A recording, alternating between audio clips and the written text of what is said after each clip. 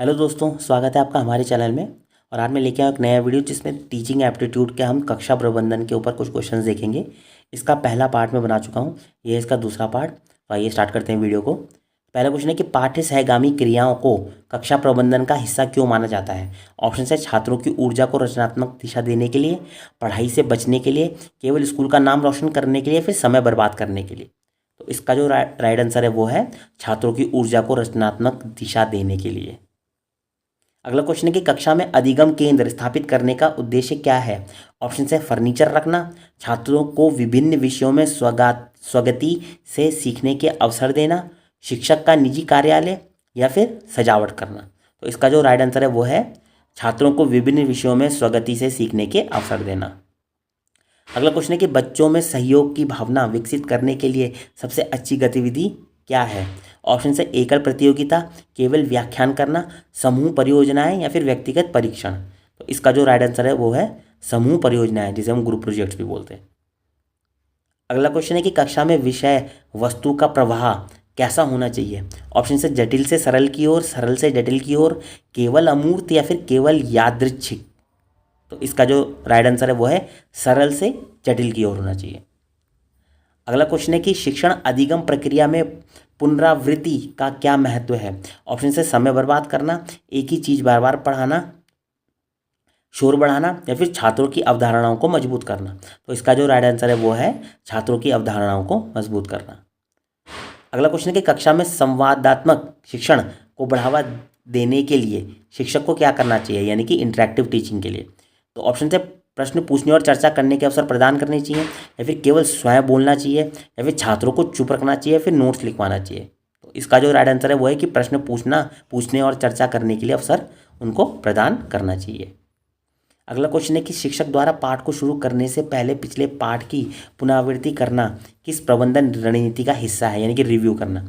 Option से अनुशासन, शिक्षण प्रक्रिया का प्रबंधन, भौतिक प्रबंधन, या फिर वित्तीय प्रबंधन। तो इसका जो राइट आंसर है वो है शिक्षण प्रक्रिया का प्रबंधन।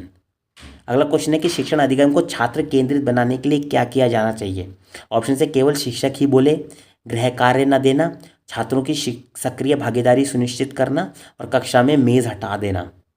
तो इसका जो राइट आंसर है वो है छात्रों की सक्रिय भागीदारी सुनिश्चित करना।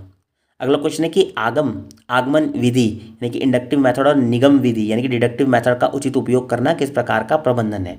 ऑप्शन है वित्तीय प्रबंधन, अनुशासन प्रबंधन, शैक्षणिक प्रबंधन, या फिर भवन प्रबंधन। तो उन दोनों का जो उचित प्रयोग होता है उसको हम कहते हैं, उचित उपयोग है उसको बोलते हैं शैक्षणिक प्रबंधन। अगला क्वेश्चन है कि कक्षा में उत्सुकता पैदा करने के लिए सबसे अच्छी रणनीति क्या है। ऑप्शन है समस्या समाधान गतिविधियां शुरू करना, सीधा उत्तर देना, प्रश्न पूछने से रोकना, या फिर केवल नोट्स देना। तो इसका जो राइट आंसर है वो है समस्या समाधान गतिविधियां शुरू करना। अगला क्वेश्चन है कि यदि कक्षा में शोर होने पर भी शिक्षक पढ़ाना जारी रखता है तो यह किस प्रकार की प्रबंधन शैली है। ऑप्शन है लोकतांत्रिक, निष्क्रिय, अधिकारवादी, या फिर अग्र सक्रिय। तो इसका जो राइट आंसर है वो है निष्क्रिय। अगला क्वेश्चन है कि कक्षा में समय की पाबंदी का अभ्यास करने से छात्रों में क्या विकसित होता है। ऑप्शन है निराशा, आलस्य, जिम्मेदारी और व्यवस्था, या फिर विद्रोह। तो इसका जो राइट आंसर है वो है जिम्मेदारी और व्यवस्था। अगला क्वेश्चन है कि कक्षा प्रबंधन में सीखने के वातावरण से क्या तात्पर्य है। ऑप्शन है भौतिक, सामाजिक और भावनात्मक माहौल, केवल कक्षा की सजावट, केवल नियम, या फिर केवल पाठ्य पुस्तक। तो इसका जो राइट आंसर है वो है भौतिक, सामाजिक और भावनात्मक माहौल। अगला क्वेश्चन है कि शिक्षक द्वारा छात्रों के बीच होने वाले तनाव को कम करने के लिए क्या करना चाहिए। ऑप्शन है अनदेखा करना चाहिए, दोनों पक्षों को सजा देनी चाहिए, केवल एक पक्ष का समर्थन करना चाहिए, फिर मध्यस्थता कराना और संवाद को प्रोत्साहित करना, ये करना चाहिए। तो इसका जो राइट आंसर है वो है ऑप्शन नंबर डी, यानी कि मध्यस्थता कराना और संवाद को प्रोत्साहित करना।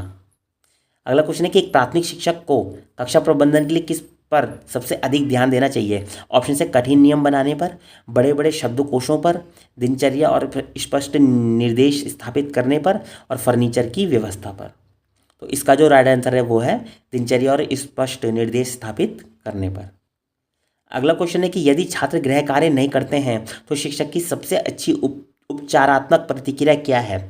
ऑप्शन से उनको डांट दिया जाए, या फिर व्यक्तिगत रूप से प्रेरणा की कमी या कठिनाई का कारण जाना जाए, या फिर उन्हें बाहर भेज दिया जाए, या फिर उन्हें हमेशा के लिए माफ़ कर दिया जाए। तो इसका जो राइट आंसर है वो है कि व्यक्तिगत रूप से प्रेरणा की कमी या कठिनाई को उस कठिनाई का कारण जानना चाहिए। अगला क्वेश्चन है कि कक्षा में नियम तोड़ने वाले छात्र को दंड देने का उद्देश्य क्या होना चाहिए? ऑप्शन शिक्षक की शक्ति को दिखाना, अन्य छात्रों को खुश करना, उनसे बदला लेना, या फिर भविष्य में उस व्यवहार को दोहराने से रोकना और सही व्यवहार सिखाना। तो इसका जो राइट आंसर है वो है कि भविष्य में उस व्यवहार को दोहराने से रोकना और सही व्यवहार सिखाना। अगला क्वेश्चन है कि कक्षा प्रबंधन में मूल्यांकन या इवोल्यूशन का क्या महत्व है? ऑप्शन है कि शिक्षण अधिगम की प्रभावशाली की जांच करना, केवल अंक देना, समय बर्बाद करना, या फिर छात्रों को डराना। तो इसका जो राइट आंसर है वो है शिक्षण अधिगम की प्रभावशीलता की जांच करना। अगला क्वेश्चन है कि एक शिक्षक अपनी कक्षा में उत्कृष्टता की संस्कृति कैसे विकसित कर सकता है? ऑप्शन से किसी की प्रशंसा ना करके, फिर उच्च अपेक्षाएं निर्धारित करके और उन्हें प्राप्त करने में मदद करके, केवल औसत दर्जे को बढ़ावा देकर, या फिर लगातार आलोचना करके। तो इसका जो राइट आंसर है वो है उच्च अपेक्षाएं निर्धारित करके और उन्हें प्राप्त करने में मदद करके। अगला क्वेश्चन है कि कक्षा प्रबंधन में शिक्षक की तैयारी से क्या अभिप्राय है? ऑप्शन से केवल साफ कपड़े पहनना, छात्रों के नाम याद रखना, विषय वस्तु का ज्ञान और पाठ योजना की तैयारी करना, या फिर देर से आना। इसका जो राइट आंसर है वो है ऑप्शन नंबर सी, विषय वस्तु का ज्ञान और पाठ योजना की तैयारी। अगला क्वेश्चन है कि कक्षा प्रबंधन में शिक्षक को किस सिद्धांत पर काम करना चाहिए ताकि समस्याएं शुरू होने से पहले ही रुक जाएं? ऑप्शन से उपचारात्मकता का सिद्धांत, प्रतिक्रियात्मकता का सिद्धांत, निवारकता का सिद्धांत, या फिर दंडात्मकता का सिद्धांत। इसका जो राइट आंसर है वो है निवारकता का सिद्धांत। अगला क्वेश्चन है कि कक्षा के भौतिक वातावरण का कौन सा पहलू छात्रों की सबसे अधिक एकाग्रता को प्रभावित करता है? ऑप्शन से दीवारों का रंग, मेज की संख्या, शिक्षक की मेज का आकार, या फिर प्रकाश की अपर्याप्तता और शोर। तो इसका जो राइट आंसर है वो है प्रकाश की अपर्याप्तता और शोर। अगला क्वेश्चन है कि शिक्षक द्वारा तार्किक परिणाम का उपयोग करने का मुख्य उद्देश्य क्या होता है? पहला है कि छात्र को शर्मिंदा करना, दूसरा है छात्र को उसके व्यवहार के प्राकृतिक परिणाम का अनुभव कराना, तीसरा है शिक्षक की शक्ति दिखाना, या फिर तत्काल सजा देना। इसका जो राइट आंसर है वो है ऑप्शन नंबर बी, छात्र को उसके व्यवहार के प्राकृतिक परिणाम का अनुभव कराना।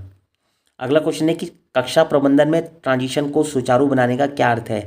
जैसे एक गतिविधि से दूसरी गतिविधि में जाना को हम कहते हैं ट्रांजिशन कहते हैं। तो उसका क्या अर्थ है उसको सुचारू बनाने का? ऑप्शन से गतिविधि बदलने से पहले छात्रों को स्पष्ट निर्देश और संकेत देना, हर गतिविधि के बीच 15 मिनट का ब्रेक देना, एक ही समय में कई विधियां शुरू करना, और छात्रों को अचानक बताना कि अब क्या करना है। तो इसका जो राइट आंसर है वो है गतिविधि बदलने से पहले छात्रों को स्पष्ट निर्देश और संकेत देना। अगला क्वेश्चन है कि मानवीय प्रबंधन के तहत शिक्षक को उच्च अपेक्षाएं क्यों रखनी चाहिए? ऑप्शन से छात्रों को तनाव देने के लिए, यह विश्वास व्यक्त करने के लिए कि सभी छात्र सफल हो सकते हैं, केवल मेधावी छात्रों पर ध्यान केंद्रित करने के लिए, और पाठ्यक्रम को जल्दी पूरा करने के लिए। इसका जो राइट आंसर है वो है यह विश्वास व्यक्त करने के लिए कि सभी छात्र सफल हो सकते हैं। अगला क्वेश्चन है कि वह कौन सी कक्षा प्रबंधन शैली है जिसमें शिक्षक नियम तो बनाता है लेकिन छात्रों को तर्क और विकल्प प्रदान करता है? ऑप्शन से सत्तावादी, उदासीन, सत्तात्मक, या फिर उपेक्षापूर्ण। तो इसका जो राइट आंसर है वो है सत्तात्मक, यानी कि लोकतांत्रिक। अगला क्वेश्चन है कि कक्षा प्रबंधन में शिक्षक की गैर मौखिक संचार भूमिका का एक उदाहरण क्या है? ऑप्शन से कक्षा में जोर से बोलना, गृह कार्य के बारे में लिखना, कक्षा में प्रश्न पूछना, या फिर किसी शरारती छात्र को चेतावनी देने के लिए आंखें मिलाना। तो इसका जो राइट आंसर है वो ऑप्शन नंबर डी है कि किसी शरारती छात्र को चेतावनी देने के लिए आंखें मिलाना। अगला क्वेश्चन है कि शिक्षण अधिगम सामग्री के उचित प्रबंधन में लेबलिंग क्यों आवश्यक है? लेबलिंग तो ऑप्शन से सिर्फ सजावट के लिए है, संसाधनों की आसान पहचान और पुनः प्राप्ति के लिए है, ताकि छात्र उन्हें छू ना सकें, या फिर लागत कम करने के लिए। तो इसका जो राइट आंसर बनता है वो है संसाधनों की आसान पहचान और पुनः प्राप्ति के लिए होता है लेबलिंग। अगला क्वेश्चन है कक्षा में समूह कार्य की सफलता के लिए यानी कि ग्रुप वर्क कक्षा प्रबंधन में कौन सा पहलू सबसे महत्वपूर्ण है? ऑप्शन से प्रत्येक समूह सदस्य के लिए स्पष्ट भूमिकाएं और जिम्मेदारियां निर्धारित करना, समूह को हमेशा समान आकार का बनाना, समूह को बिल्कुल भी बात न करने देना, और शिक्षक का हस्तक्षेप न करना। तो इसका जो राइट आंसर है वो है पहला कि प्रत्येक समूह सदस्य के लिए स्पष्ट भूमिकाएं और जिम्मेदारियां निर्धारित करना। और लास्ट क्वेश्चन है इस वीडियो का कि कक्षा प्रबंधन में स्व मूल्यांकन यानी कि सेल्फ असेसमेंट को शामिल करने का क्या लाभ है? ऑप्शन है शिक्षक के काम को कम करना, छात्रों को अपनी प्रगति और सीखने की जिम्मेदारी लेने के लिए प्रोत्साहित करना, अभिभावकों को खुश करना या फिर केवल अंक देना। तो सेल्फ असेसमेंट का मतलब होता है कि शिक्षकों को अपनी प्रगति और सीखने की जिम्मेदारी लेने के लिए प्रोत्साहित, शिक्षकों को नहीं सॉरी, छात्रों को अपनी प्रगति और सीखने की जिम्मेदारी लेने के लिए प्रोत्साहित करना। तो दोस्तों ये कुछ क्वेश्चंस टीचिंग एप्टीट्यूड के कक्षा प्रबंधन के ऊपर। अगर आपको ये वीडियो पसंद आई है तो आप इसे लाइक कीजिएगा, शेयर सब्सक्राइब कीजिएगा। बाकी मिलते हैं अगले वीडियो में, तब तक के लिए बाय बाय।